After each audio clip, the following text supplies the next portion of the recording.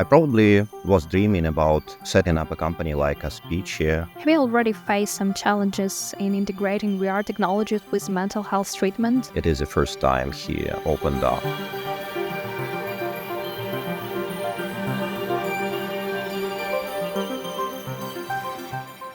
We are offering instrument to the therapists, which allows him to simplify work on the symptoms of the trauma. Using your VR solutions. Moment of time when we understood the full power of VR technologies.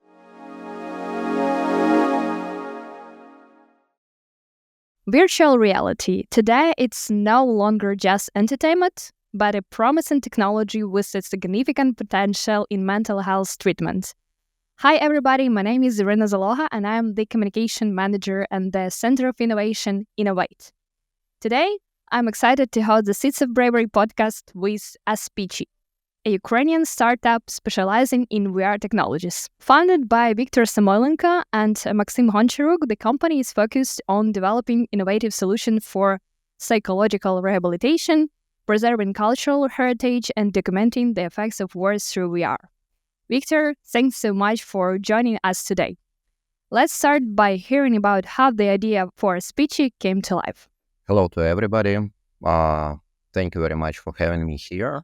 I probably was dreaming about setting up a company like Aspichi that has a massive influence on the people minds for quite a long period of time.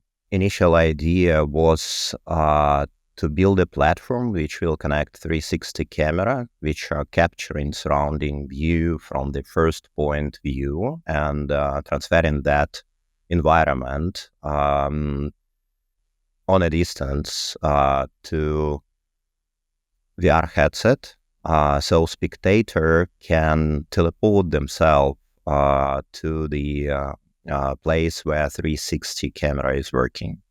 And that was a concept to provide people with low ability to travel to get experience, grab knowledge, and extend horizons.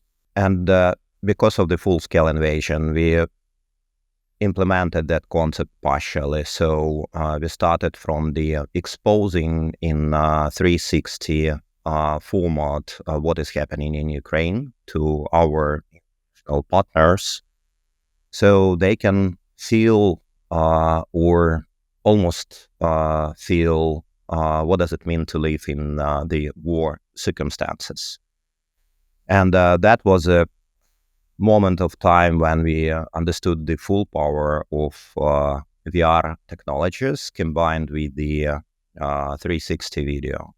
And we started to use it for the mental health rehabilitation. Being honest, we are not inventors of this direction. It was under research for 20 years, and it was already considered as a very promising one. So application of VR technologies for the mental health. But what we did, we actually substituted virtual reality with the kind of mixed reality and introduced it to quite a wide range of Ukrainian clinics. Thank you. As you mentioned, the Aspichi kind of pivot. So, how does Aspichi VR technologies specifically address the mental health challenges faced by individuals affected by trauma, particularly in the context of the war in Ukraine, right? Yes, exactly. So that's a pivot, and we are pretty glad that we've made it, because nowadays we can feel the not only commercial perspective on it, but as well social impact, significant one. And product itself is much more complicated than VR headset. So we are talking about the application which is running in VR headset, which consists of set of experiences or practices which can be delivered to the patient and statistically significantly reduce symptoms of depression, anxiety, increase overall feeling. And that is the work of our psychological department, which joined the company from the first day of the pivot development. So there is pretty solid scientific background. Then, beside the positive impact, therapeutical impact on the patients, or it is properly to name them clients and psychological terms, our solution allows clinics to scale psychological services. So basically, there is an application on mobile phone which allows therapists to launch experiences or programs simultaneously on multiple headsets and serve at a time kind of 20 patients. And considering that one headset could accept 20, 30 customers per day, one therapist basically can serve up to 600 clients a day, which is probably, what is the number? 120 times more in comparison to the traditional approach. We are not treating the trauma. We are offering instrument to the therapists, which allows him to simplify work on the symptoms of the trauma, offload him and use technology to scale the services. Trauma is left for the therapist. It's kind of jewelry work and requires personal communication. There is no AI model which can cope with it. Right. So you mentioned the scientific approach, and could you please elaborate on it more? So do you collaborate with Ukrainian academia? As far as I know, you're in partnership with the Ukrainian Catholic University. At least you have the research done in collaboration with them, right? With a psychologist from the Ukrainian Catholic University, as far as I know. Yeah, that's absolutely correct. But first of all, we are relying on our own forces and capabilities. Our psychologists are extremely experienced. So having the PhD in psychology, having the 10 years of experience of rehabilitation. So the war in Ukraine is already here for more than 10 years. And we've started collaboration with and verification of our ideas with one of the most innovative rehabilitation center in Ukraine, which has name Lisova Polyana. And through the research there and constant verification of our practices and exercises, we can be sure that it can be used safely with a positive effect in other clinics. And of course, we do have great interest in collaboration. So Ukrainian Catholic University, we do have a partnership with them, and several researchers we were conducted in cooperation with UKU. We are working with the National University named after Taras Shevchenko. We are starting collaboration with universities in United States and in Europe.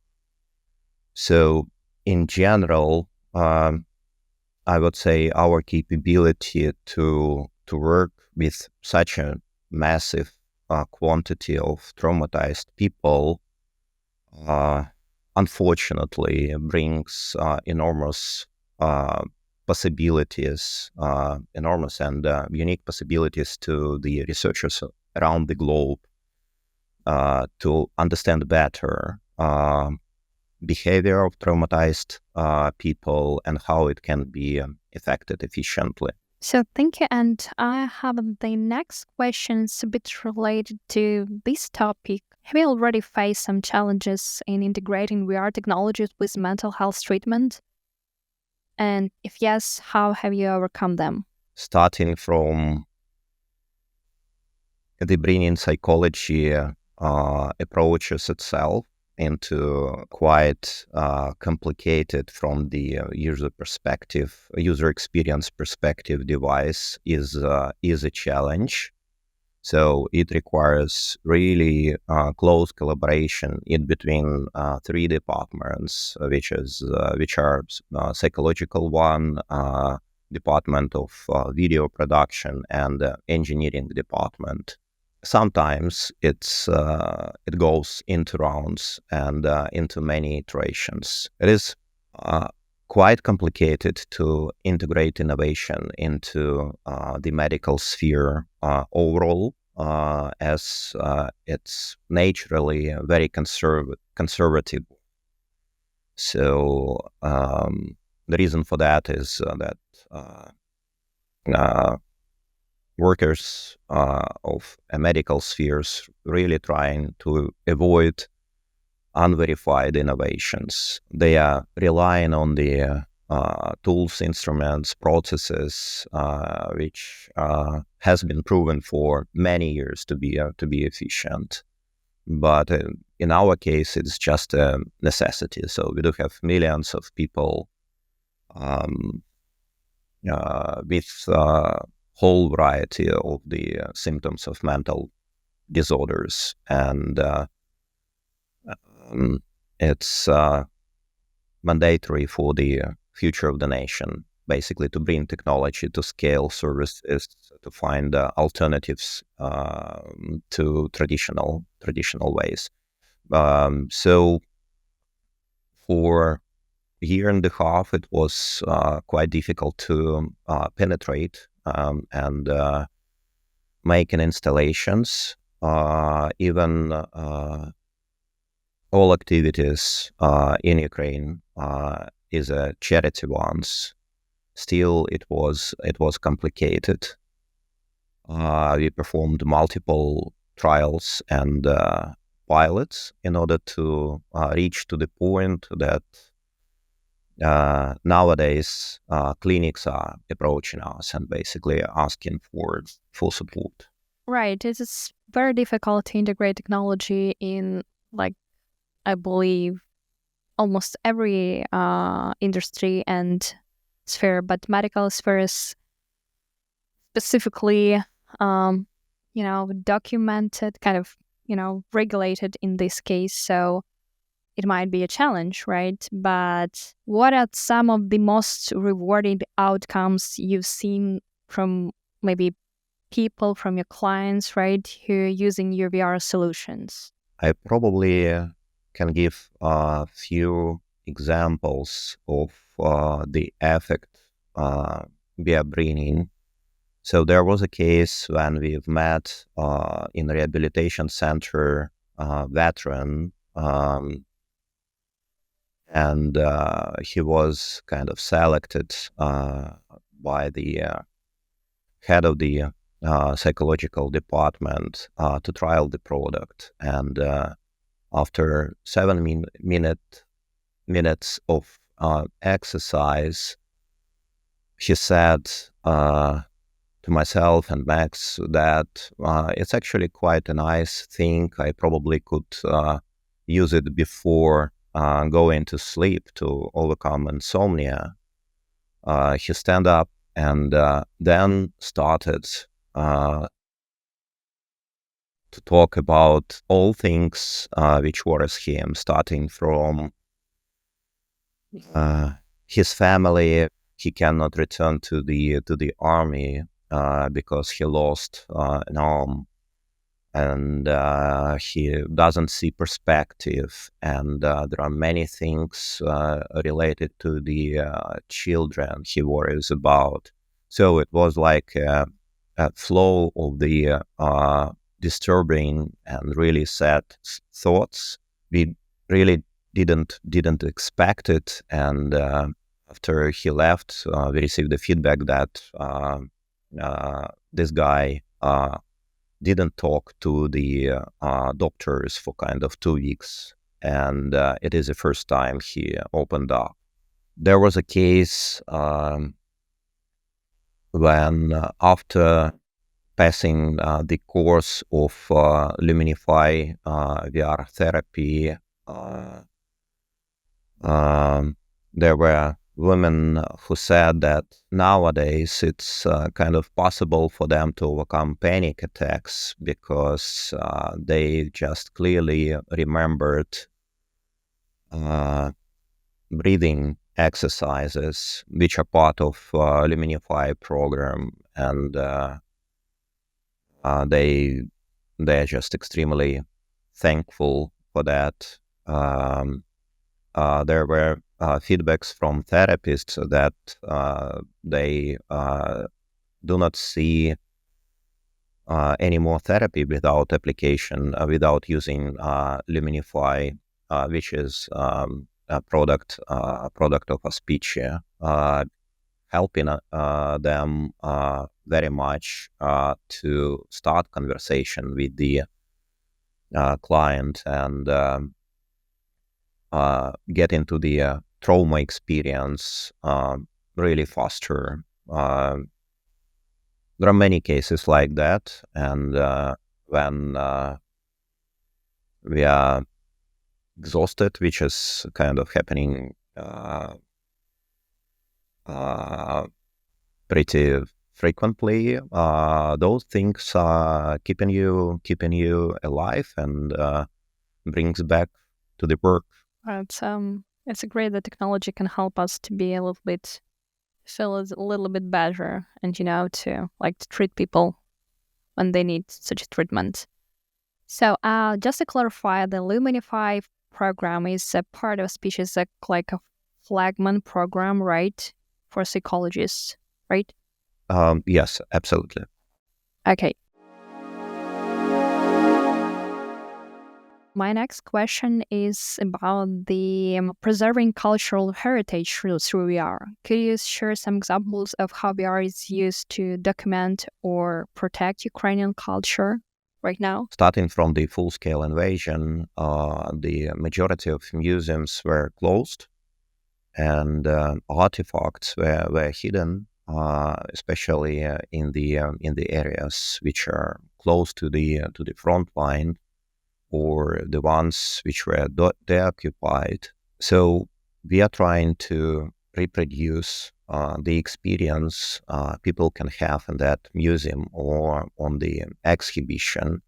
So this experience can be consumed internally in Ukraine, not to be considered as a kind of disappeared because the war, and it can be accessible in different places. We are basically capturing the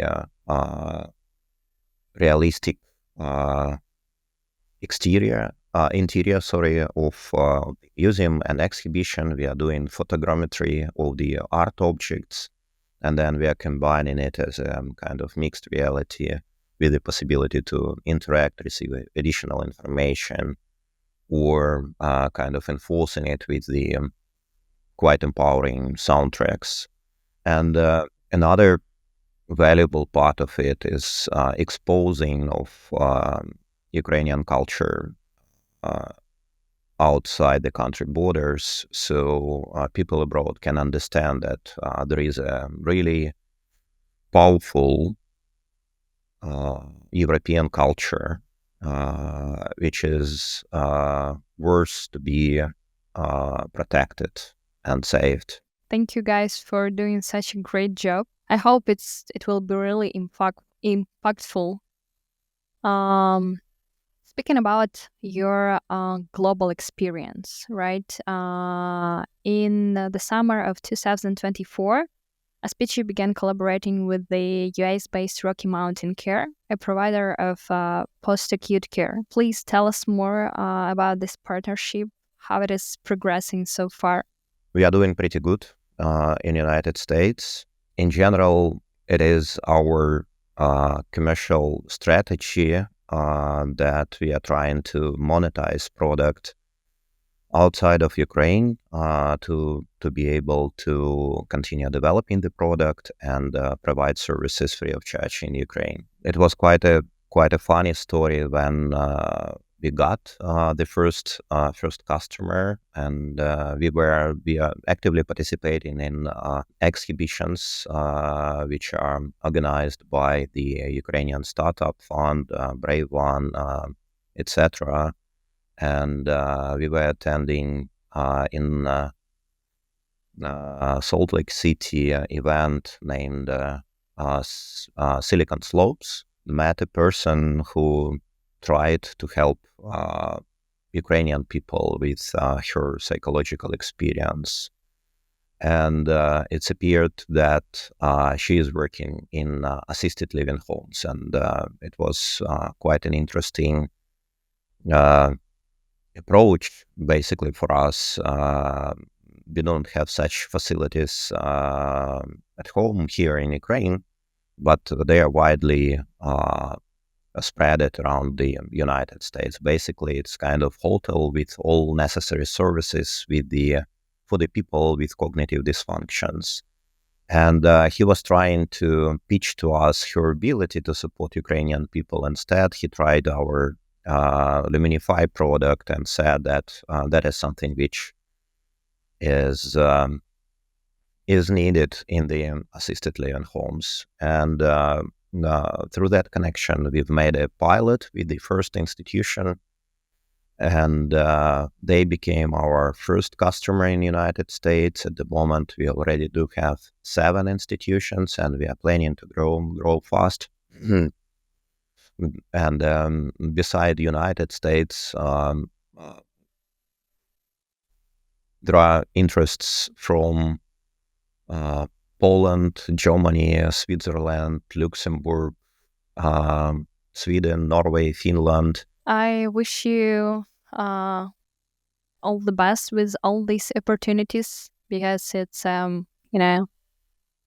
great for us to have such influential and useful Ukrainian product. And I want to remember that Seeds of Bravery project is the financial and non-financial support for the Ukrainian businesses like Aspichi. And Viktor, let's talk a little bit about funding. In March 2023, Aspichi secured $500,000 in funding from the SMRK fund. So how has this funding helped advance your project, and what are your future funding plans? First of all, I would like to say thank you for the support we are receiving from the Seeds of Bravery. And beside the financial support, which is really helpful, we do receive a lot of knowledge. So that's really helpful in understanding the market, fine-tuning the go-to-market strategy, better prepare ourselves to the conversation with investors. So it's highly recommended. In regards to the fundraising, yes, the first investor who believed in us is SMRK VC, and we really appreciating the trust. We are in perfect relationship with them.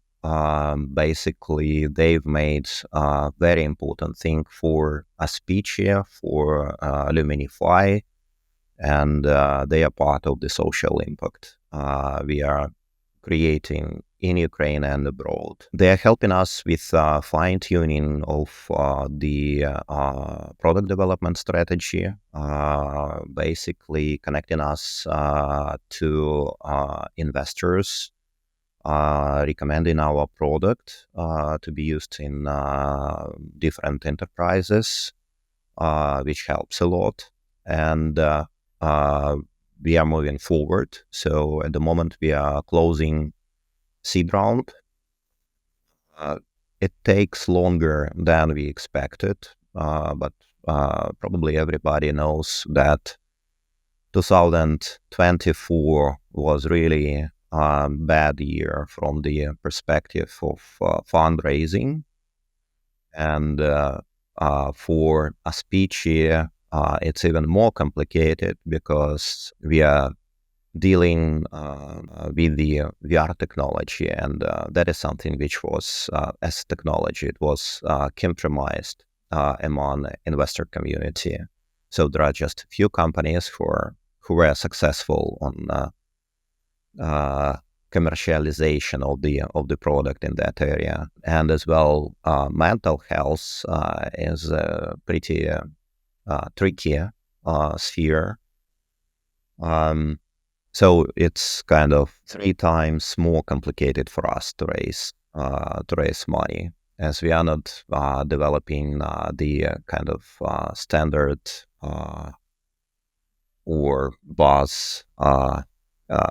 buzzword things. Nevertheless, there is a perspective, and we are proving that we can be commercially successful. At the moment, we are in conversation with several syndicates and VC funds, and hopefully we will close round till the June 2025. I wish you good luck with that. Looking forward, what are Aspichi's long-term goals? Are there any projects or initiatives on the horizon that you're particularly excited about? It is about helping people to become healthier and happier. And we do have ambitious goal for that year. We are going to grow probably 50 times that year because of cooperation with the technical giants and their support in Ukraine, but as well because of successful trials and the presence in already established presence in the United States. And that is just for that year. So what we do have in mind for Luminify is that for Ukraine, it will help, I believe, more than 10 million people at some point of time, maybe in 2-3 years time. It will be a figure we can be proud of, but generally worldwide, I would dream about 100 million people. I wish all your dreams come true, and I would love to meet you again in 1 year, maybe earlier, and to share with me your new achievements. Thank you for joining the US Seeds podcast. We delve into the stories of Ukrainian deep tech founders, exploring their achievements, impact, and ambitions to innovate the industry using cutting-edge technology as Aspichi uses VR. Thank you, Viktor, and good luck with all your plans and goals. Thank you very much, Irina.